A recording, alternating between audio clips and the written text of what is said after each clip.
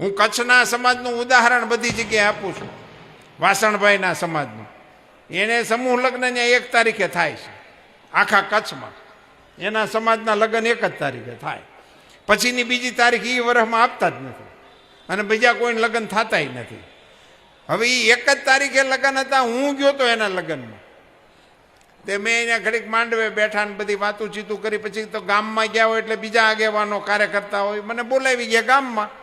ન્યાય લગ્ન હતા, ન્યાય 2-3 લગ્નમાં હું ગયો. હરતા ફરતા 11, સાડા 11, 12 થઈ ગયા. એટલે મેં કીધું હાલો હવે પાછા માંડવે પોગી જાય, જમવાનો ટાઈમ થયો છે એટલે આપણે જમીને નીકળીએ. તો મારી હારે જે આગેવાનો હતા એણે વિવેક કર્યો.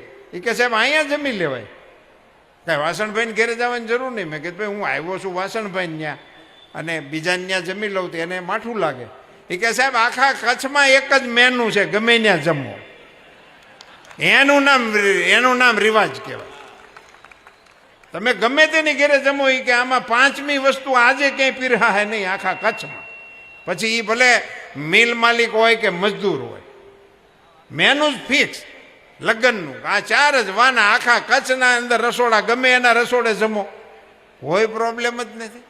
તો સમાજ તરીકે આપણે આવા નિર્ણયો કરવા પડે.